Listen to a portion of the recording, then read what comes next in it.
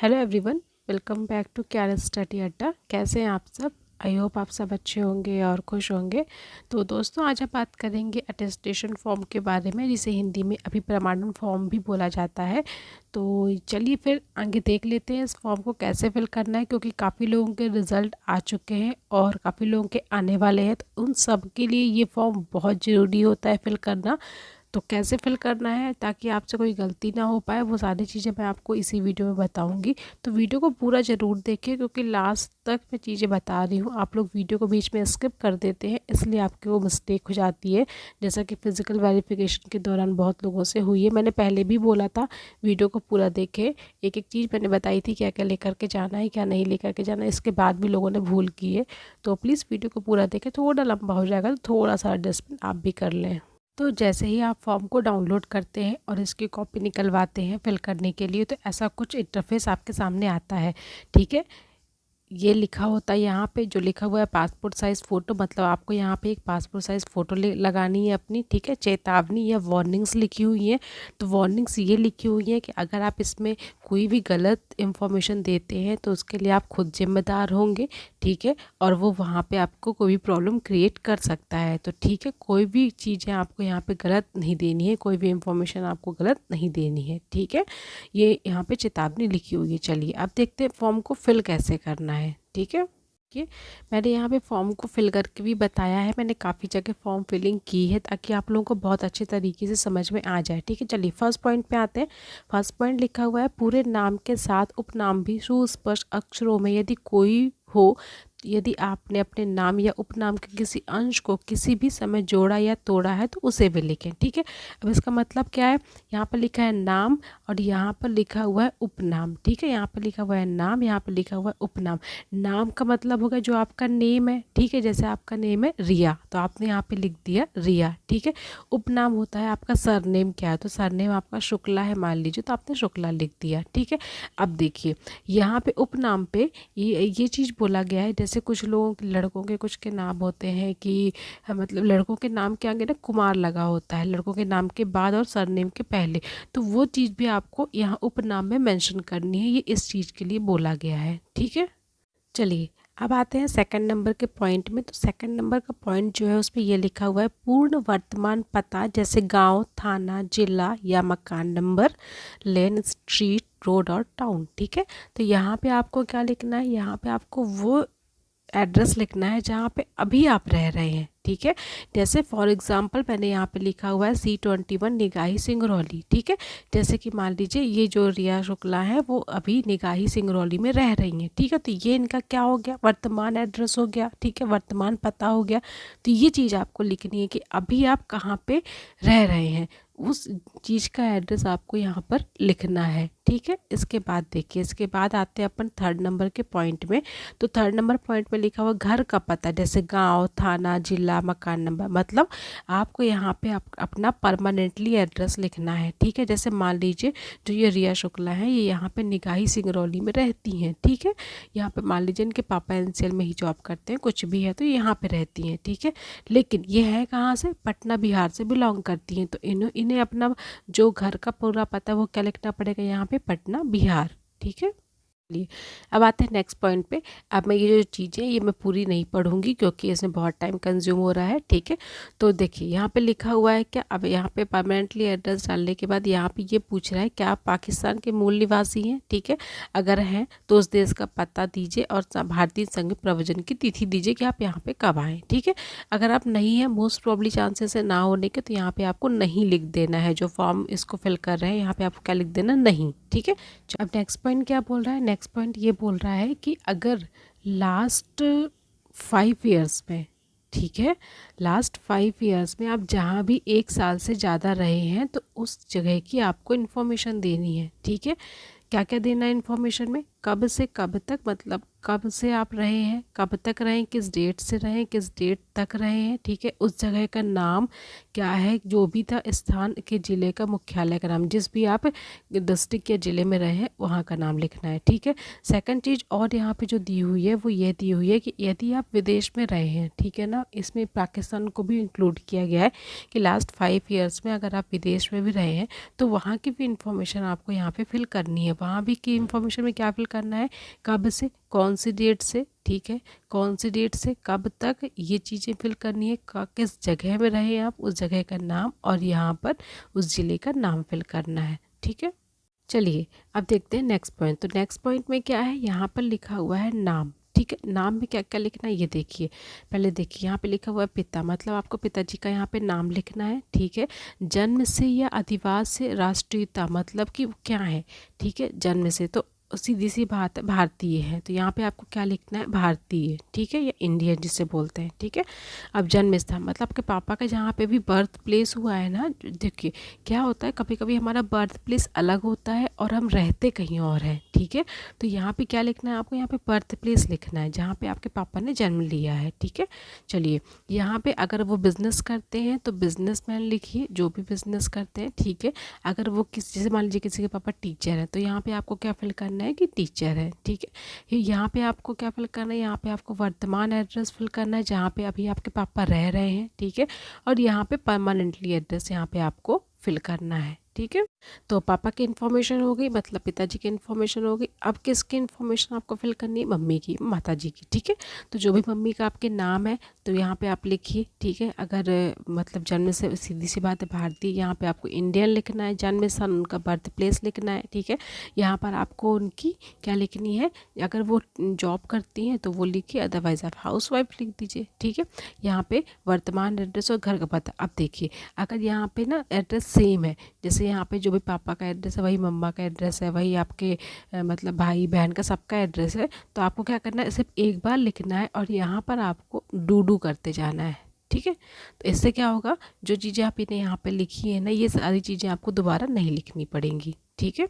चलिए अब देखिए नेक्स्ट है, अगर आप मैरिड हैं तो आपको अपने पत्नी का, और अगर फीमेल है तो आपको अपने पति का यहाँ पे नाम लिखना है और उनकी इन्फॉर्मेशन फिल करनी है एज इट इज़, जैसे मैंने ऊपर बताई है, ठीक है।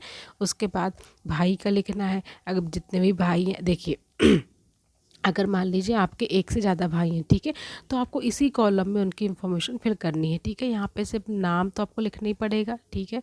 और फिर इसके बाद यहाँ पर आपको क्या लिखना पड़ेगा, इनका इंडियन लिखना पड़ेगा, ठीक है। इसके बाद जन्म स्थान लिखना पड़ेगा। तो ये सारी चीज़ें आपको यहाँ पे फिल करनी है। बहन अगर आपकी एक है तो इसी कॉलम में, और अगर एक से ज़्यादा है तो भी आपको इसी कॉलम में एडजस्ट करके लिखना है, ठीक है। अगर आप मैरिड हैं और आपके पुत्र हैं या पुत्री हैं तो उनकी इन्फॉर्मेशन भी आपको यहाँ पर देनी है, ठीक है, जो भी इन्फॉर्मेशन है। देखिए नेक्स्ट पॉइंट में क्या पूछा है आपसे, नेक्स्ट पॉइंट में पूछा है कि यदि विदेश में अध्ययनरत रहने वाले पुत्र, पुत्र या पुत्री, मतलब कि अगर आप मैरिड हैं, ठीक है, और आपके बच्चे जो हैं अगर बाहर पढ़ते हैं तो उनकी इन्फॉर्मेशन भी आपको यहाँ पर देनी है, ठीक है। यहाँ पे उनका नेम लिखना है, यहाँ पे उनकी राष्ट्रीयता लिखनी है, यहाँ पे उनका बर्थ प्लेस है, जन्म स्थान लिखना है, ठीक है। और जहाँ पे अभी वो पढ़ रहे हैं वहाँ का पता लिखना है, ठीक है। और यहाँ पे आपको पूरा पता लिखना है, सॉरी, यहाँ पर आपको क्या लिखना है, यहाँ पर उनकी डेट लिखनी है कि कब से वो मतलब पढ़ रहे हैं, ठीक है। तो अब आते हैं नेक्स्ट पॉइंट पे। तो नेक्स्ट पॉइंट पे पूछ रहा है राष्ट्रीयता, ठीक है। तो यहाँ पे आपको क्या लिखना है, इंडियन या भारतीय हिंदी में, ठीक है। जन्म तिथि पूछ रहा है, मतलब आपकी birth of day, date of birth पूछ रहा है, तो वो जो भी है आपकी वो इस कॉलम में लिखनी है, ठीक है। वर्तमान उम्र, अभी आप कितने ईयर्स के हैं वो लिखना है यहाँ पर, ठीक है। और मैट्रिकुलेशन के टाइम पे आप कितने साल के थे वो आपको यहाँ पर लिखना है, ठीक है। मैंने ऐसे लिख दिया है, जो भी आपका एग्जैक्ट है वो आप लिखिएगा, ठीक है। इसके बाद क्या पूछ रहा है, इसके बाद पूछ रहा है जन्म स्थान, जिला और राज्य सहित, ठीक है। यहाँ पे मतलब जहाँ पे जो आपका बर्थ प्लेस है उसका जिला लिखना है और उसका राज्य, ठीक है। जैसे मैंने पटना बिहार लिखा हुआ है, ठीक है। यहाँ पे फिर जिला और राज्य, फिर आपको क्या लिखना है, जिले का नाम लिखना है और अपने राज्य का नाम लिखना है, ठीक है। फिर आपके पिता मूलतः किस राज्य और जिला के निवासी हैं, सीधी सी बात है, सेम ही राज्य और जिला के निवासी होंगे तो वो भी आपको यहाँ पर लिखना है, ठीक है। फिर उसके बाद आपको यहाँ पे धर्म लिखना है, जो भी है, हिंदू, मुस्लिम, सिख, ईसाई, जो भी जिस भी आप रिलीजियस से बिलोंग करते हैं आपको वो चीज़ें यहाँ पर लिखनी है, ठीक है। उसके बाद अगर आप किसी भी SC ST OBC किसी से भी बिलोंग करते हैं तो वो इन्फॉर्मेशन आपको यहाँ पर लिखनी है। अगर आप बिलोंग नहीं करते हैं तो आपको नो लिख देना है। ठीक है, चलिए अब आगे बढ़ते हैं, आगे देखते हैं आगे क्या फिल करना है। तो आगे जो है वो ये पूछ रहा है कि क्या आपने पॉइंट में ना, सीधे सीधे मैं इन शॉर्ट बोलूँ, जितना बड़ा लिखा है उसके इन शॉर्ट बोलूँ तो क्या पूछ रहा है इसमें, ये पूछ रहा है कि क्या आपने कभी जॉब की है। अगर आपने कहीं भी जॉब की है, चाहे वो गवर्नमेंट हो, चाहे वो पब्लिक सेक्टर में हो, चाहे वो प्राइवेट हो, कहीं भी अगर आपने जॉब की है तो उसकी इन्फॉर्मेशन आपको इस पॉइंट में देनी है। ठीक है, यहाँ पे अवधि लिखनी है, टाइम ऑफ पीरियड लिखना है, कब से कब तक आपने जॉब की है। ठीक है, आप किस पोस्ट में थे, आपका जॉब का नेचर क्या था, वो चीज़ आपको यहाँ पर लिखनी है। ठीक है, और यहाँ पे उसका पूरा पता लिखना है और किस कारण से आपने वहाँ पे वो जॉब छोड़ी है, ये यहाँ पे आपको रीज़न लिखना है। ठीक है, अब आते हैं नेक्स्ट पॉइंट पे।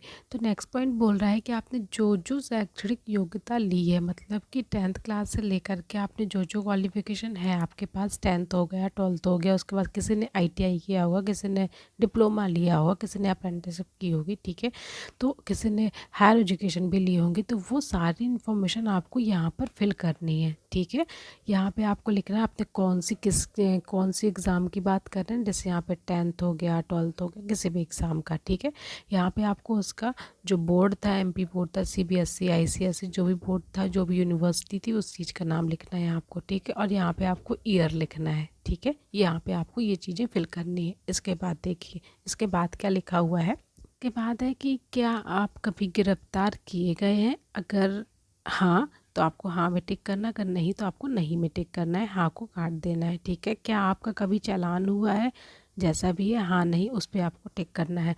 क्या आप कभी कभी जेल गए हैं। ठीक है, अगर हाँ है तो हाँ में, नहीं है तो नहीं में। ठीक है, क्या आपका कभी न्यायालय द्वारा जुर्माना किया गया है, हाँ है तो हाँ में, नहीं है तो नहीं में। क्या आप कभी परिबंधित किए गए हैं। ठीक है, जो भी इंफॉर्मेशन है यहाँ पे हाँ या नहीं में, अगर वो सही है हाँ पे है तो आपको हाँ पे, नहीं है तो नहीं पे क्लिक करनी है। टोटली यहाँ पे जो चीज़ें आपके पूछी जा रही हैं कि क्या आप पे कोई मुकदमा तो नहीं चल रहा है, क्या आपने कोई अपराध तो नहीं किया है, कुछ भी चीज़ें, ये सारी चीज़ें पूछी जा रही हैं। ठीक है, अगर यहाँ पे जिस पे भी आप हाँ पे टिक करेंगे तो उसके साथ आपको सारी उसकी इन्फॉर्मेशन यहाँ पे अटैच करनी पड़ेगी। ठीक है, मतलब कि अगर मान लीजिए मैं मानती हूँ कि आप कभी गिरफ्तार हुए किसी भी केस में, कुछ भी, तो आपको ये इन्फॉर्मेशन यहाँ पे अटैच करनी पड़ेगी, क्यों गिरफ्तार हुए हैं। ठीक है, वो सारी इन्फॉर्मेशन आपको यहाँ पे अटैच करके देनी पड़ेगी। ठीक है, तो अगर आप यहाँ पे किसी में भी हाँ में टिक करते हैं तो उससे रिलेटेड आपको सारी इन्फॉर्मेशन यहाँ पे देनी होगी। ठीक है, अगर आप इसमें से किसी में भी हाँ में नहीं करते तो हाँ को आप करिए कट कुछ इस तरह से। ठीक है, और बस नहीं लिखा रहने दीजिए, हाँ को ऐसे ऐसे आपको कट करते हुए चले जाना है। ठीक है, अगर ये चीज़ें आप नहीं फुलफ़िल कर रहे हैं तो। ठीक है, चलिए अब आते हैं नेक्स्ट पॉइंट पे। तो नेक्स्ट पॉइंट आपका बोल रहा है कि ये आप अपने क्षेत्र के 2 जवाबदेह व्यक्तियों के नाम या संदर्भ से, मतलब कि यहाँ पे 2 उन लोगों की इन्फॉर्मेशन देनी है जिन्हें आप जानते हैं। ठीक है, ये यहाँ पे उनका नाम देना है। ठीक है, हो सके तो उनका मोबाइल नंबर दे दीजिए, और सबसे इम्पोर्टेंट चीज़ तो ये है कि आप जिनका भी नाम देंगे तो प्लीज़ उन्हें बता कर दीजिएगा कि हम आपका नाम दे रहे हैं। ऐसा कोई कॉल तो नहीं जाता है यहाँ गवर्नमेंट में, लेकिन प्राइवेट फर्म में ऐसा होता है कि कॉल बैक जाता है, गवर्नमेंट में ऐसा नहीं होता, बट फिर भी आप उनको बता देंगे तो वो अच्छा होगा। ठीक है, ये फिर नेक्स्ट देखते हैं। तो यहाँ पे जो जानकारी है ये आयोग के द्वारा भरी जाएगी, ये आपके काम की नहीं है, तो इसे आपको फिल नहीं करना है। जैसा यहाँ पे लिखा गया है कि अधिकारी द्वारा भरा जाएगा। ठीक है, तो वो उनके द्वारा भरा जाएगा। इसके बाद आता है एक बायोडाटा फॉर्म जो आपको ही फिल करना होता है। तो यहाँ पर आपको भी फिर से एक पासपोर्ट साइज़ फ़ोटो लगानी होती है। ठीक है, और जो भी चीज़ें यहाँ पे पूछी गई हैं, लाइक देखिए क्या क्या पूछा गया वो अपन देख लेते हैं। तो ये पूछा गया यहाँ पे पद जिसके लिए आवेदन किया गया है। ठीक है, ये चीज़ आपको लिखनी है, जैसे किसी ने फिटर के लिए किया है, जिस चीज़ के लिए इलेक्ट्रिशियन के लिए किया है, तो वो चीज़ आपको यहाँ पर फिल करनी है। रोल नंबर फिल करना है। ठीक है, इन फिगर्स में भी और वर्ड्स में भी, दोनों में। ठीक है, इसके बाद आपको अपना पूरा नाम लिखना है, फुल नेम लिखना है, ब्लॉक कैपिटल में, कैपिटल का मतलब है कि कैपिटल में लिखना है। ठीक है, जैसे अगर मैं रिया की बात करूँ तो RIYA, that's called capital letter. ठीक है, इसमें आपको लिखना है। इसके बाद क्या करना है, इसके बाद आपको क्या करना है, पापा का नाम लिखना है। ठीक है, पापा का नाम मतलब पिता का नाम लिखना है। उसके बाद उनकी जन्मतिथि लिखनी है, इन फिगर्स में भी और वर्ड्स में भी। मतलब फिगर्स का मतलब हो गया कि जैसे अगर मान लीजिए 25 जून है, ठीक है, तो फिगर्स का हो गया 25 जून, ऐसा लिख दिया आपने। ठीक है। और वर्ड्स पे कैसा लिखेंगे 25 जून ऐसा करके, ठीक है। चलिए नेक्स्ट क्या है, नेक्स्ट है कि क्या आप इन श्रेणियों में हैं। अगर आप SC ST किसी से भी एक्स सर्विसमैन किसी भी चीज़ में अगर आप आते हैं इसमें से, तो ये चीज़ आप यहाँ पर फिल कर सकते हैं, ठीक है। चलिए नेक्स्ट है आपकी कास्ट क्या है वो लिखनी है आपको। आप कौन से रिलीजन से बिलोंग करते हैं, कौन से धर्म से बिलोंग करते हैं, वो चीज़ लिखनी है, ठीक है। अगर आपने रोजगार कार्यालय में पंजीयन कराया है तो वहाँ पे आपको रजिस्ट्रेशन नंबर मिला होगा, वो लिखना है, ठीक है। किस प्रदेश के रहने वाले हैं वो चीज़ यहाँ पे आपको फिल करनी है, ठीक है, जैसे MP UP जो भी है। इसके बाद आपको यहाँ पर अपना वर्तमान एड्रेस और प्रेजेंट एड्रेस और यहाँ पे परमानेंट एड्रेस फिल करना है। अब देखिए यहाँ पे बार बार जो एड्रेस पूछ रहा है ना, ये क्यों पूछ रहा है, और क्योंकि काफ़ी लोग यहाँ पे गलती भी कर देते हैं। एक चीज़ ध्यान रखिएगा, जैसे मान लीजिए आप बाहर पढ़ाई करने के लिए गए हैं, ठीक है, आप मान लीजिए दिल्ली में, भोपाल में, इंदौर में, कहीं भी है, ठीक है। अब आप 2-6 महीने के लिए गए, 1 साल के लिए, तो ना आप ना वहाँ का स्थायी पता मतलब जो वर्तमान पता है ना, आप वहाँ का मत लिखिएगा यहाँ पर कि भाई मैं मुखर्जी नगर दिल्ली में रह रहा हूँ अभी, नहीं, वो नहीं लिखना है। फिर आपके पापा जहाँ भी रह रहे हैं ना, आप वो चीज़ यहाँ पे लिखिए। और वही स्थायी पापा अगर परमानेंट एड्रेस भी सेम है तो कोई दिक्कत नहीं है, ये दोनों चीज़ें ठीक है, कोई दिक्कत नहीं है। लेकिन आप वो मत लिख, क्योंकि क्या होता है जब कहीं हम कोचिंग करने जाते हैं ना कहीं भी, तो हम आए दिन रूम चेंज करते हैं, ठीक है। कभी 6 महीने इधर रहे, कभी उधर रहे, तो हम वो कोई हमारा परमानेंट क्या प्रेजेंट एड्रेस भी नहीं कहलाता है, तो वहाँ पे नहीं कुछ भी लिख सकते हैं वहाँ का एड्रेस। क्यों? क्योंकि यहाँ से जो भी अगर कोई भी चीज़ जाती है, कोई भी लेटर जाता है, कुछ भी जाता है, फिर वो आपके उस एड्रेस में जाएगा, तो आप कहाँ खोजते घूमेंगे उसे, ठीक है। तो वो एड्रेस मत लिखिएगा, वो एड्रेस लिखिएगा जहाँ पे आप रह रहे हो, ठीक है। या फिर अगर आप ऐसे हैं कोचिंग कर रहे हैं कहीं पे, तो वहाँ का एड्रेस ना लिख करके जहाँ पे आपके पापा रह रहे हो वहाँ का एड्रेस लिख दीजिए यहाँ पे वर्तमान एड्रेस में, ठीक है।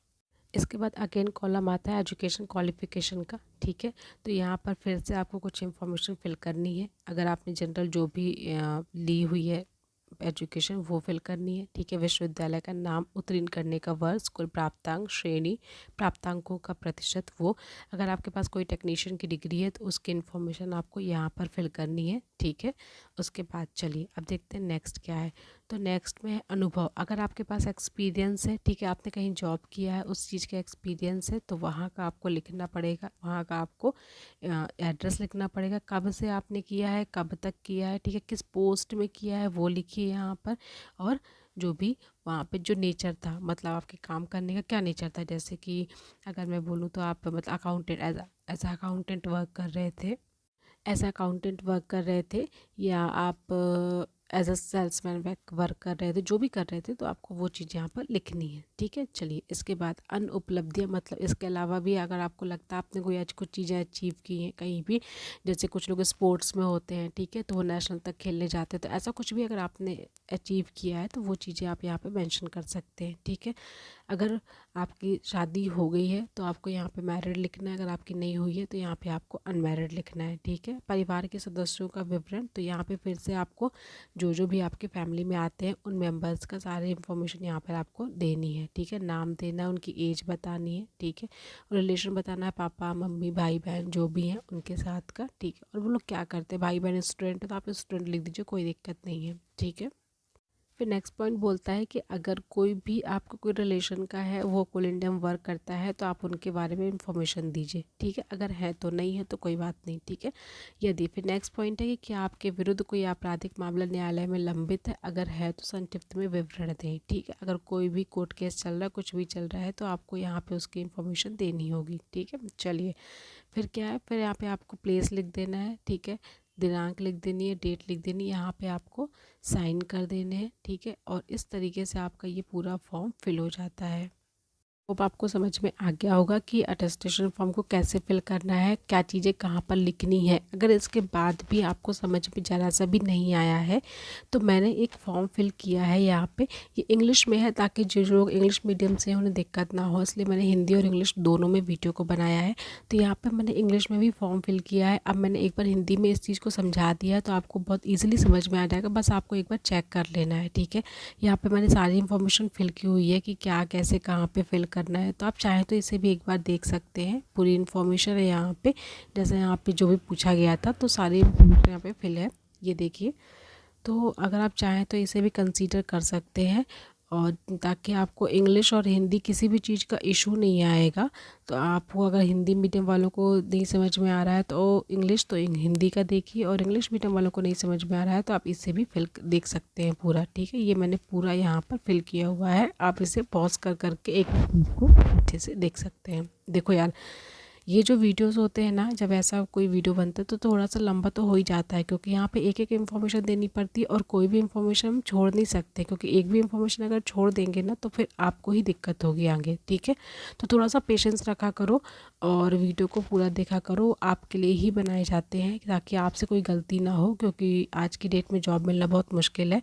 तो अगर मिलती है तो उस चीज़ को थोड़ी सी छोटी सी गलती की वजह से वो चीज़ कहीं आपसे कुछ गलत ना हो जाए, इसलिए वीडियो को पेशेंसली पूरा देखा करें। ठीक है, चलिए फिर तो अगर आपको वीडियो अच्छी लगती है, इन्फॉर्मेटिव लगती है तो प्लीज़ इसे लाइक करिएगा और दोस्तों के साथ शेयर ज़रूर करिएगा, क्योंकि जिन लोगों का सिलेक्शन हो चुका है, जिनका होने वाला है, ये उन सब के लिए इम्पॉर्टेंट है।